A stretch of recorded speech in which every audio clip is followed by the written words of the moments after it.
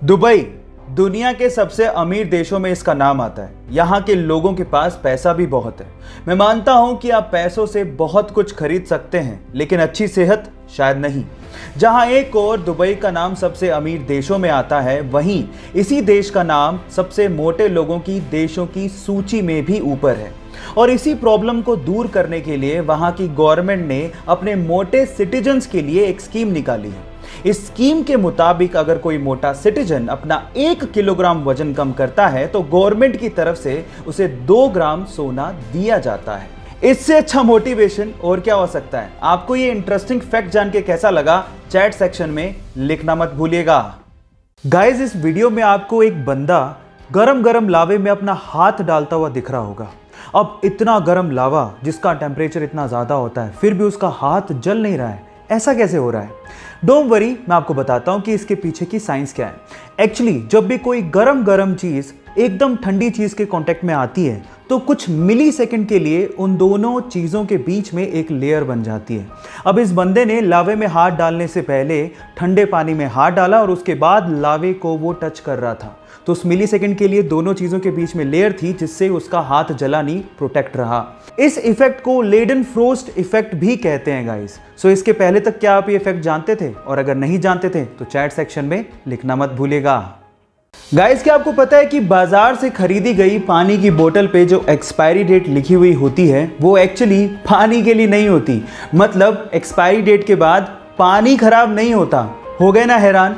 पर सवाल ये है कि फिर वो एक्सपायरी डेट किसके लिए होती है? डोंट वरी, मैं आपको बताता हूँ।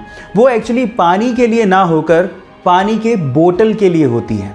अगर आपके पास कोई पानी की बोतल है और वो अगर एक्सपायरी डेट को क्रॉस कर चुकी है तो इसका मतलब ये है कि वो जो पानी की बोतल है जो कि प्लास्टिक से बनी है वो केमिकल रिलीज करना शुरू कर देती है। पानी इटसेल्फ खराब नहीं हुआ है, पानी में जम्स पड़ सकते हैं लेकिन पानी खराब नहीं हो सकता। वो प्लास्टिक की बोतल एक्चुअली पानी पे इफेक्ट डाल रही है ना? ये इंटरेस्टिंग। क्या आपको इसके पहले तक ये इफेक्ट पता था? और अगर नहीं पता था तो चैट सेक्शन में लिखना मत भूलिएगा।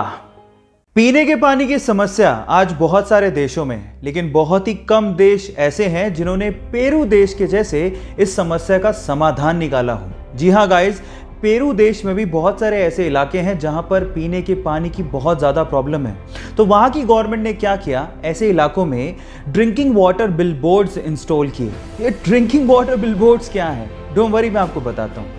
ये होते तो बिलबोर्ड्स ही हैं जिस पे एडवर्टीजमेंट ही चलती है, लेकिन उनमें कुछ ऐसी मशीन्स को इंस्टॉल किया गया है जो कि एयर से मॉइस्चर को कैप्चर करती है, फिर उसे फिल्टर करती है और उसे पीने लायक पानी में कन्वर्ट करती है। जी हाँ गाइस, और ऐसा करके सिर्फ एक बिलबोर्ड से 50 से 60 फैमिलीज को पीने लायक पानी मिल पा रहा है ना? ये इंटरेस्टिंग फैक्ट। ये इंटरेस्टिंग फैक्ट जान के आपको कैसा लगा, चैट सेक्शन में लिखना मत भूलिएगा।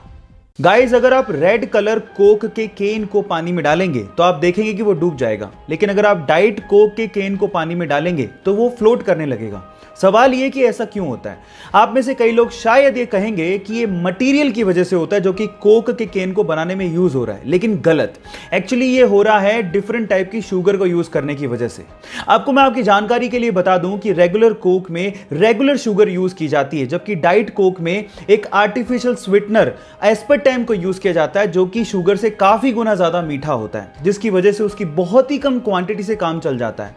और इसी एस्पर्टाइम की वजह से, क्योंकि उसकी क्वांटिटी बहुत कम यूज हुई है, डाइट कोक पानी के मुकाबले बहुत ही कम डेंस होता है और फ्लोट करने लगता है। क्या इसके पहले तक इफेक्ट आप जानते थे? और अगर नहीं जानते थे तो चैट सेक्शन में लिखना मत भूलिएगा।